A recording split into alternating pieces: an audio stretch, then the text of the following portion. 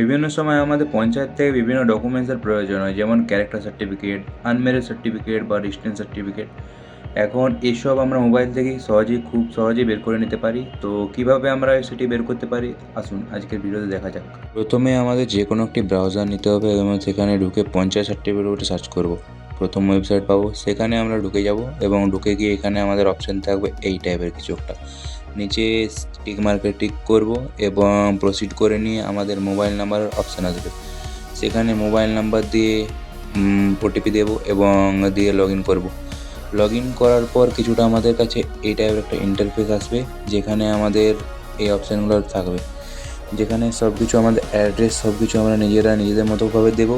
এবং এখানে একটি অপশান রয়েছে যেটি জানার প্রয়োজন, সংসদ। তো নিজেদের গ্রাম পঞ্চায়েতের মেম্বার যিনি, তাকে সিলেক্ট করবো। এখানে নাম লেখাতে হবে সবার। সিলেক্ট করে নিয়ে প্রসিড করব এবং নেক্সট অপশান এখানে সার্টিফিকেট টাইপের যে সার্টিফিকেট আমাদের দরকার সেই সার্টিফিকেটটা আমরা সিলেক্ট করব। ক্যারেক্টার, আনম্যারিড, ডিস্টেন্স সব রকম সার্টিফিকেট এখানে অপশান রয়েছে। আর যখন আমরা ইনকাম সার্টিফিকেট করতে যাবো, সেখানে আমাদের অপশান থাকবে যে কত টাকা আমরা ইনকাম দিতে চাই। সেটিকে নিজের মতো করে সিলেক্ট করে নেবো যে আমরা কত টাকা দিতে চাই।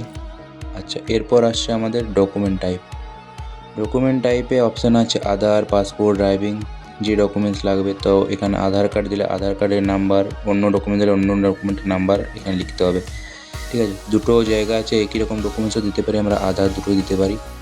নেক্সট আছে এখানে জিএস মেম্বার সার্টিফিকেট। তো একটা মেম্বার সার্টিফিকেট করতে হয়, সেটাতে মেম্বারের সাইন থাকবে, সেটিকে আমাদের এখানে আপলোড করতে হয়।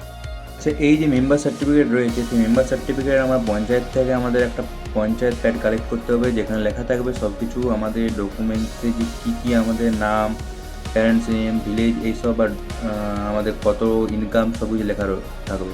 ঠিক আছে, এবং সেটাকেই আমাদের আপলোড করতে হবে। আর এই কাগজ আমাদের বারবার ইউজ করতে পারি, যেমন আমাদের প্রথমবার হয়তো আনম্যারিড সার্টিফিকেট প্রয়োজন হলো, পরের বার ইনকাম সার্টিফিকেট প্রয়োজন হলো, পরের বার অন্য কিছু সার্টিফিকেট প্রয়োজন হলো, তো আমরা সেটাকে আবার আপলোড করতে পারবো।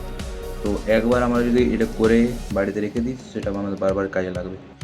আর তারপর রয়েছে আমাদের ফটো। আপলোড করার পর আমরা সাবমিট করব। সাবমিট করার পর পঞ্চায়েতের থেকে সেটাকে অ্যাপ্রুভ করবে এবং এখানে সব কিছু দেখা যাবে যে কী আমাদের অ্যাপ্রুভ হয়েছে না হয়েছে, আর কিছুটা এই টাইপের আমাদের ডাউনলোড হয়ে যাবে। তো এই যে ডাউনলোড হয়ে যাবে, সেটার আমাদের ভ্যালিডিটি টোটাল 6 মাস থাকে। আর আমাদের যখন পঞ্চায়েত থেকে অ্যাপ্রুভ করে দেবে, তো পঞ্চায়েতে গিয়ে আমরা সেটাকে আবার কালেক্ট করতে পারি। ঠিক আছে, বা আমাদের যদি নিজেদের প্রিন্টিং থাকে বা আশেপাশে কোথাও দোকান থাকে, তো সেখান থেকেও আমরা কালেক্ট করে নিতে পারি। হয়তো কারোর বাড়ি অনেক দূরে রয়েছে, তো সে পঞ্চায়েত থেকে অনেক দূরে রয়েছে, তবে তাকে পঞ্চায়েত বারবার যেতে হবে না, সে ঘরের কাছাকাছি কোনো একটি সাইবার ক্যাফেতে, জেরক্স মেশিনের দোকানে সেটি প্রিন্ট করে বের করে নিতে পারে। তো ধন্যবাদ সবাইকে।